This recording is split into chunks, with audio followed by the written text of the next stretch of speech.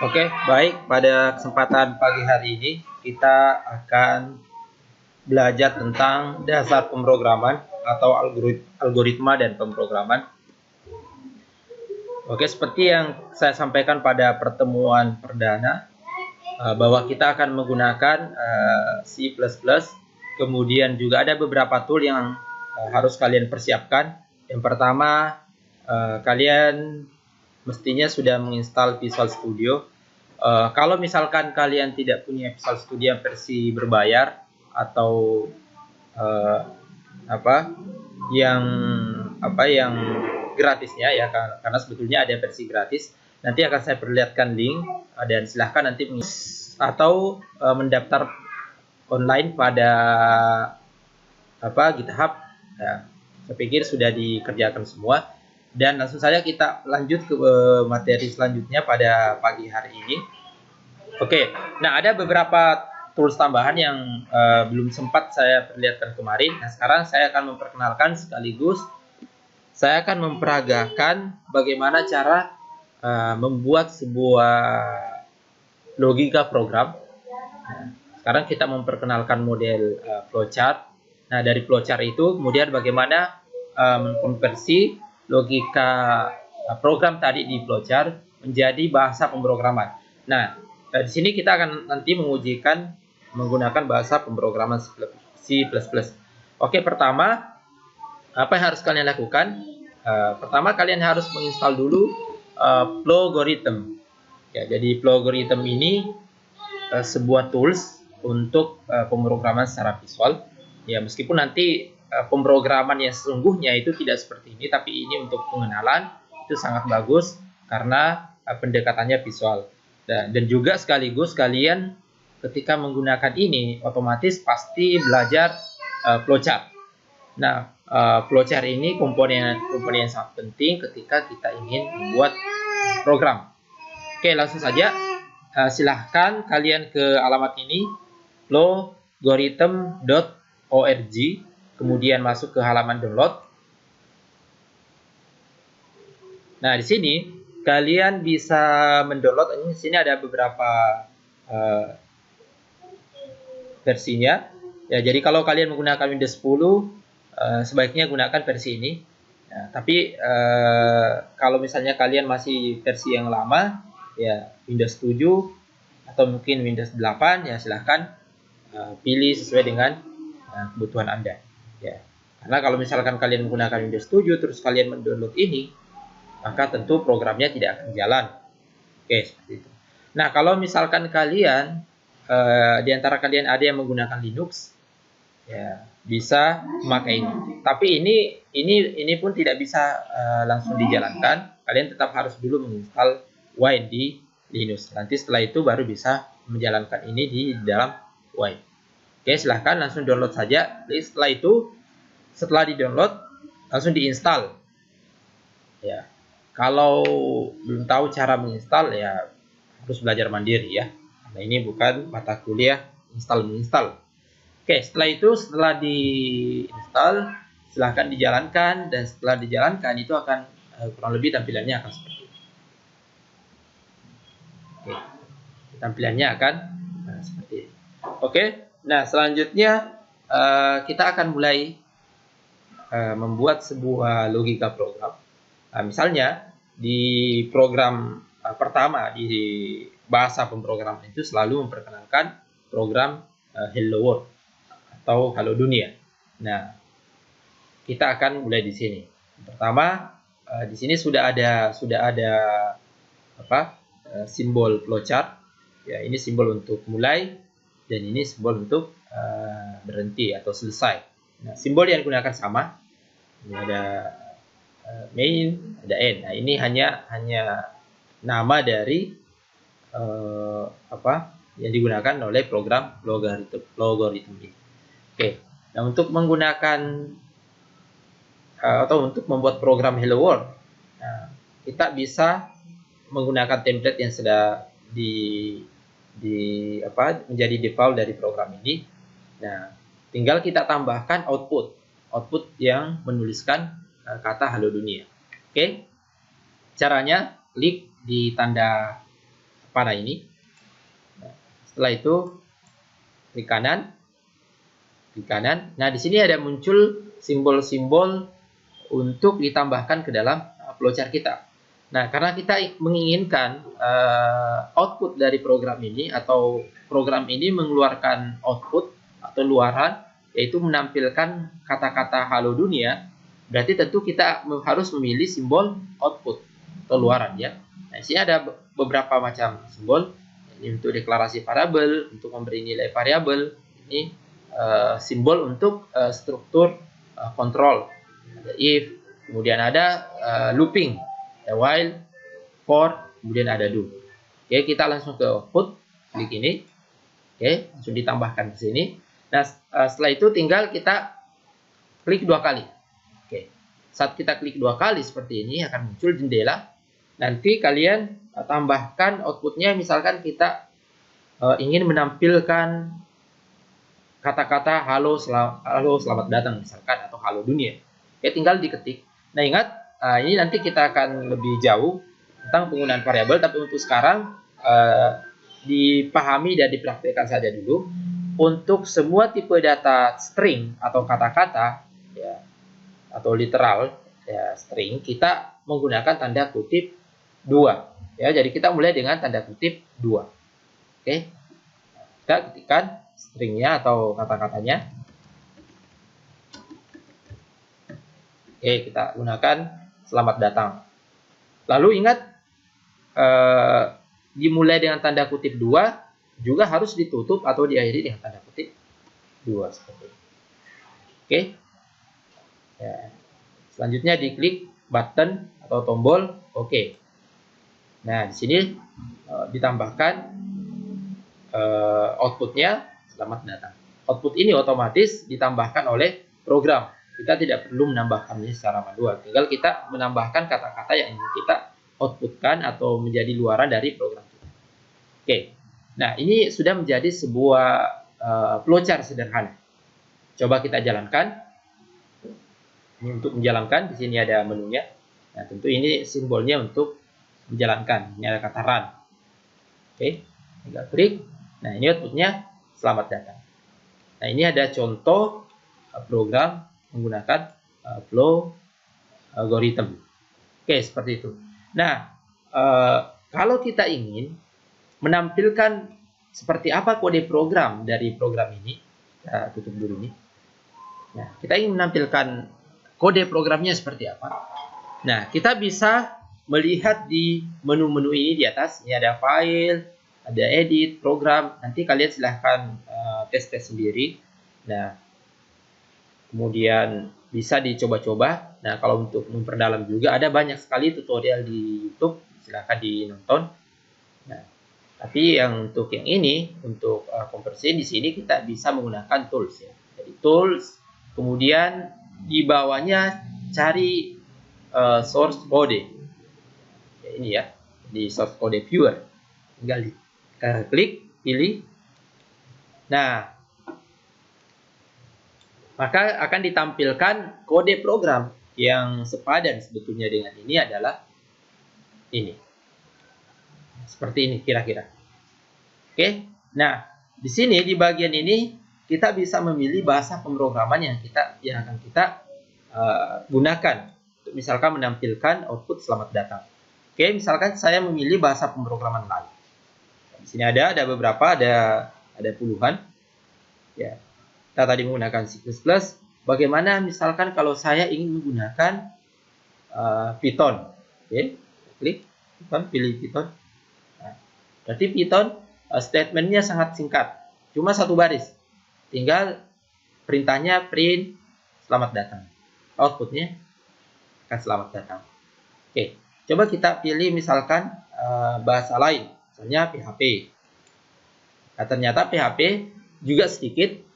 Ya, ada penanda PHP-nya untuk buka tag PHP, kemudian ada tag penutupnya. Lalu perintah yang sesungguhnya ya ini dengan menggunakan perintah echo selamat datang.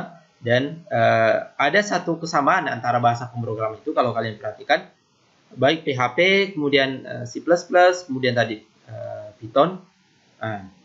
itu semua string itu di tanda kutip 2, kemudian Python juga menggunakan tanda kutip 2. Nah, coba kita ke bahasa Pascal. Nah, ternyata Pascal juga tidak terlalu panjang, hanya sekitar 4 baris, 4 atau 5 baris ya. Nah, yang berbeda di sini, meskipun kita deklarasikan tanda kutip 2 di Pascal, string itu diganti menjadi tanda kutip 1. Nah, jadi bisa kita simpulkan bahwa penanda tanda kutip 2 ini itu hanya menandakan bahwa dia adalah string. Untuk kode output program itu tidak tidak dipengaruhi oleh deklarasi di flowchart kita tanda kutip 2. Itu akan disesuaikan dengan bahasa pemrograman yang kita pilih. Kalau bahasa Pascal karena string ditandai dengan tanda kutip 1, maka semua penanda string di flowchart yang sudah kita buat akan diganti, meskipun di sini deklarasinya tanda kutip 2 akan diganti menjadi tanda kutip 1 di bahasa pemrograman yang kita pilih, yaitu Pascal. Nah, misalnya kita ingin menggunakan TypeScript. TypeScript ini versi seperti JavaScript ya. Oke. Nah, ternyata juga tidak terlalu panjang. Nah, tanda kutipnya juga tanda kutip 2. Nah, kita coba lagi yang lain, misalnya Java. Java ini bahasa pemrograman yang juga menginduknya ke C ya, atau dikembangkan dengan menggunakan dengan istilahnya mirip-mirip bahasa C++.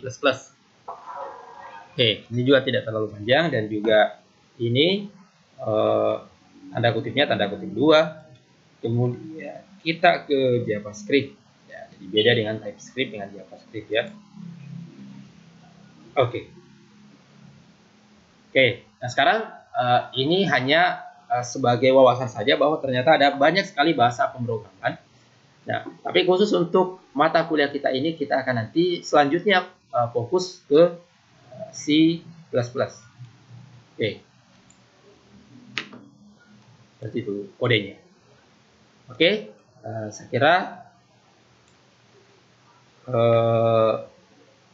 program contoh ini bisa dipahami semua, yaitu untuk sekedar menampilkan teks atau kata selamat datang di output di layar.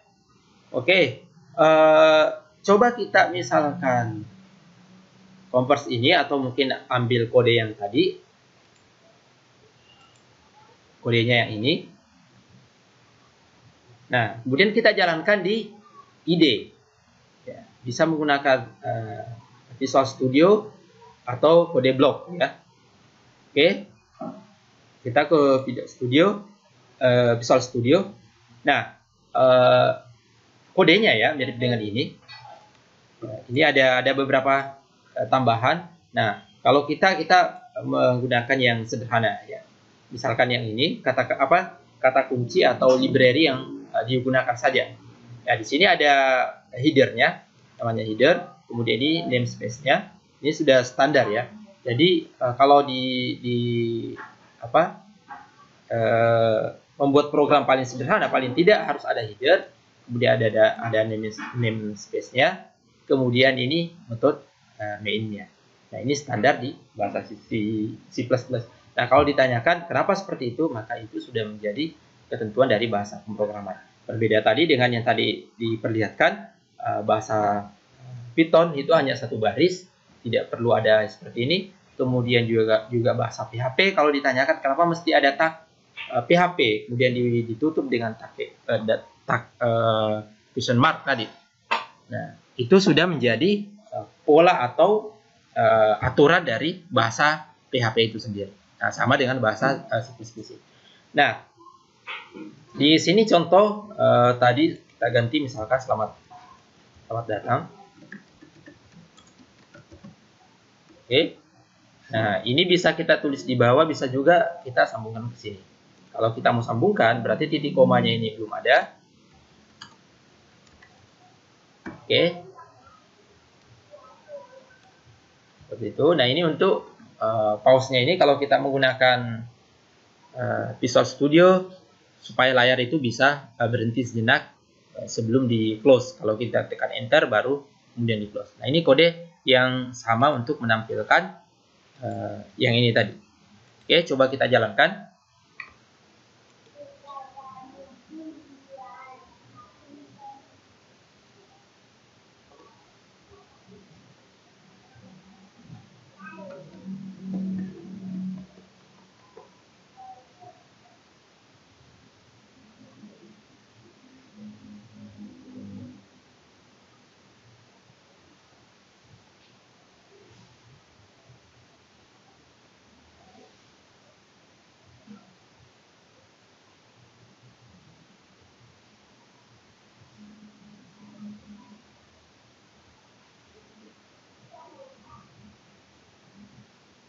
Nah, oke, ini jendela yang dibuka. Nah, ini program sudah jalan. Outputnya selamat datang. Nah, tanda ini press any key to continue itu di output oleh perintah pause ini ya. Karena ada perintah pause, maka ini di pause. Nah, sampai kalau kita tekan enter, maka jendela ini akan di close. Oke, jadi outputnya sudah sesuai dengan kode programnya. Nah, coba kita ganti misalnya ini halo dunia ya. Halo dunia. Jadi kita run kembali. Nah, sekarang outputnya sudah berganti menjadi halo dunia dan masih ada press any key to continue itu dari output atau dari efek dari sistem pause ini. Oke. Saya pikir jelas ya untuk penjelasan yang contoh sederhana dari contoh program sederhana atau halo dunia dengan menggunakan bahasa C++. Oke, kita lanjut ke flowchart ini. Kita tutup dulu. Oke. Nah, sekarang kita akan membuat sebuah program. Ya, kita menerima input, lalu kita memeriksa apakah bilangan itu ataukah data yang kita input itu misalnya lebih besar dari suatu angka tertentu atau lebih kecil dari situ. Nah, misal dalam hal ini kita ingin memeriksa usia dari seseorang. Ya, misalkan usianya, kalau di input usianya lebih atau kurang dari umur 10 tahun atau 12 tahun, maka itu terkategori masih anak-anak. Kalau di atas 12 tahun, kemudian di bawah 17 tahun, atau sampai dengan 17 tahun, maka itu remaja. Tapi kalau sudah 19 tahun ya 19 tahun. Jadi kalau di bawah 19 tahun berarti remaja. Jadi kalau di atas 12 tahun, di bawah 19 tahun remaja. Nanti kalau 19 tahun ke atas baru dia dewasa. Oke. Sekarang kita buat program baru. Caranya pilih di file, kemudian pilih new. Oke, ini tidak perlu saya simpan, tapi kalau kalian ingin di latihannya ingin menyimpan, sebaiknya menyimpan supaya bisa dipelajari kembali atau dibuka kembali. Oke. Nah, apa yang pertama harus kita masukkan? Ya, jadi pertama karena kita ingin menerima input, berarti kita harus mendeklarasikan sebuah variabel. Sebuah variabel. Nah, apa itu variabel, kemudian apa itu deklarasi dan selanjutnya nanti kita akan perlihatkan di contoh programnya. Tapi untuk saat ini silahkan ikuti dulu di flowchartnya ini. Jadi bagaimana langkah-langkahnya? Jadi sama seperti tadi, pilih di tanda panahnya, kemudian klik. Ya, bisa di kanan, dan bisa juga langsung diklik saja ya. Ini langsung muncul. Nah, karena kita akan menggunakan variabel, ingat tadi variabel, berarti kita pilih simbol untuk deklarasi variabel atau declare. Kita klik, nah sudah ada. Nah sekarang kita tinggal klik 2 kali, lalu kita deklarasikan variabel. Misalnya variabelnya adalah usia. Oke. Nah di sini kita harus mendeklarasikan atau menyatakan secara jelas tipe datanya. Nah, di sini ada beberapa tipe data, ada integer, ada real, keduanya adalah bilangan. Integer adalah bilangan bulat, real adalah bilangan pecahan ya. Nah, selanjutnya ada string tadi yang sudah kita perkenalkan. Kemudian boolean. Ya, boolean ini kondisi true, benar salah ya, true false. Jadi kita pilih integer, variabelnya adalah usia. Setelah itu di oke. Nah, selanjutnya kita ingin usia, ya, angka untuk usia itu di input oleh pengguna program. Nah, caranya pilih simbol untuk input. Nah, klik. Oke, sudah klik. Nah, kemudian sini ada input output, pilih yang input. Oke. Nah, kemudian klik kedua kali. Nah, di sini masukkan variabel yang akan kita gunakan sebagai variabel yang menerima input dari pengguna. Ya, kita sudah mendeklarasikan usia, berarti kita tinggal ketik usia. Oke. Nah, pilih. Oke, nah sekarang sudah ada input usia. Nah, selanjutnya kita akan memeriksa apakah usia yang diinput itu lebih kecil dari 12, lebih besar dari 12, atau mungkin lebih besar dari 19 atau lebih besar dari itu. Oke, selanjutnya pilih ini di bawah usia. Nah, untuk seleksi kita menggunakan ya, struktur kontrol ini, yaitu kondisi if. Oke, pilih kondisi if. Nah, di sini perhatikan ada kondisi false itu adalah salah, kemudian true itu adalah benar. Ya, jadi kondisi benar dan salah. Nah, sebelumnya kita buat dulu pemeriksaan dari ini, if-nya ya. Oke, sekarang kita klik dua kali. Nah, kondisi if-nya itu kita periksa dari usia. Masukkan usia, kemudian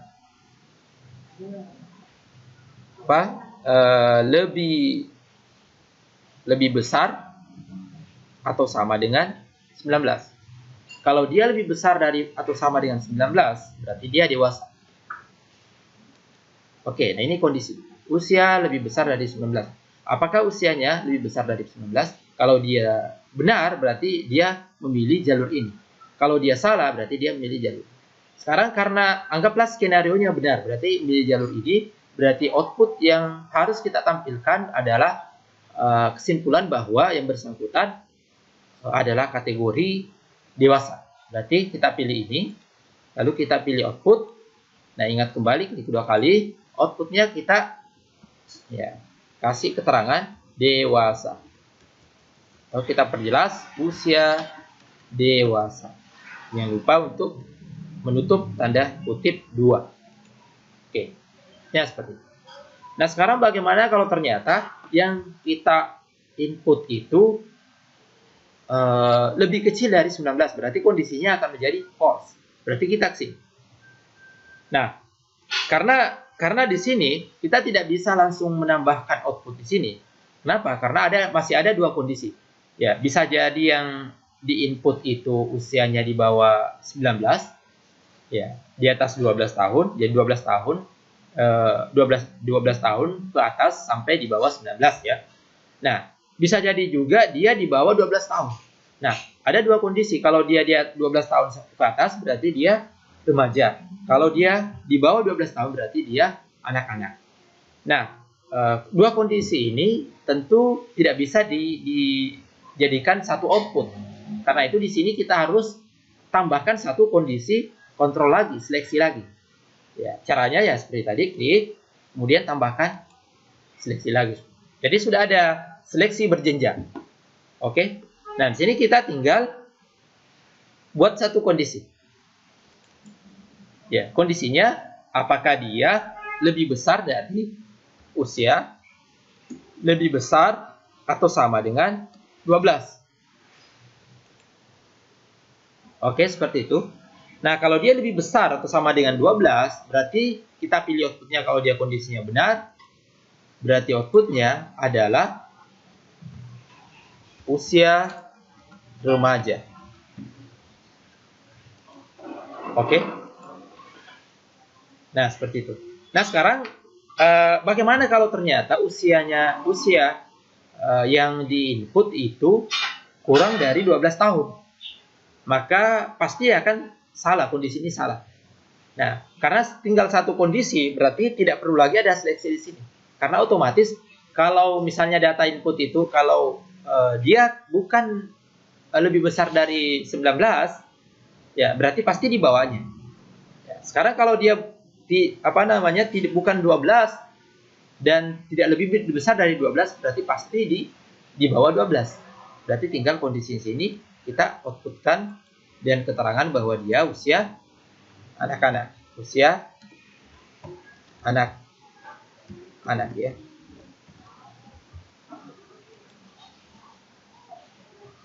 Oke, ini ada kesalahan ya. Ini kalau ada error itu ada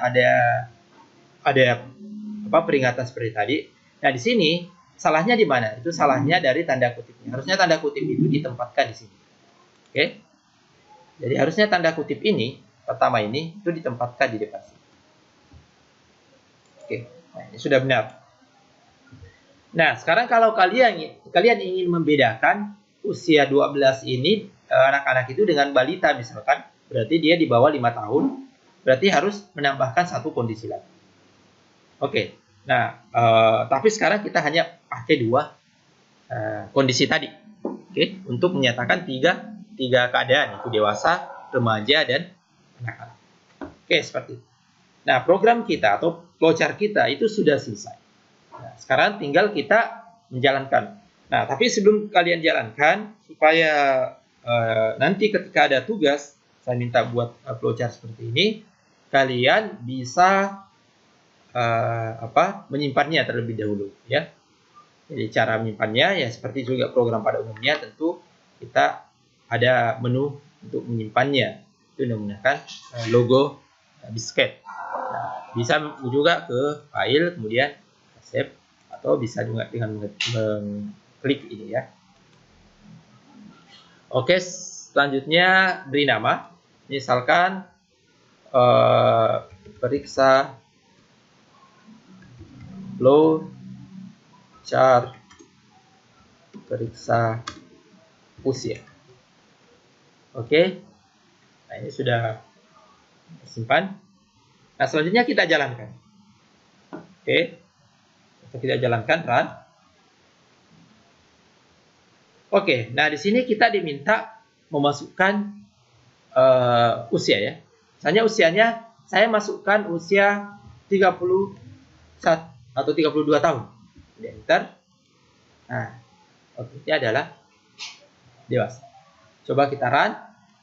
Nah, run lagi. Saya masukkan usia 4 tahun. Berarti harusnya dia outputnya anak-anak. Anak-anak. Kita run lagi. Saya masukkan usia 15 tahun. Berarti dia akan menjadi remaja. Ya, usia. Oke, dari sini kita paham bahwa program kita berjalan dengan baik. Namun tidak cukup interaktif. Ya sudah interaktif, tapi kemudian tidak ada keterangannya. Kalau kita ingin seperti ini, itu kita tidak mengerti ini sebetulnya maunya apa. Oke, jadi kita bisa memberikan keterangan dengan mengutipkan kata-kata ya. Caranya kita tinggal menambahkan keterangan di sini ya. Di sini di awal atau di sini juga boleh. Oke, kita masukkan, kita tambahkan simbol output. Nah, kemudian kita tambahkan keterangan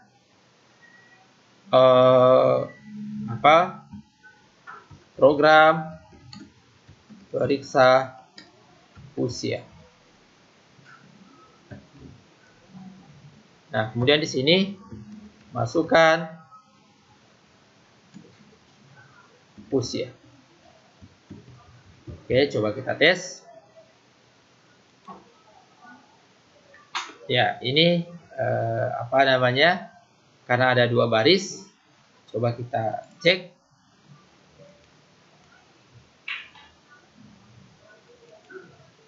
Oke, coba kita ini satu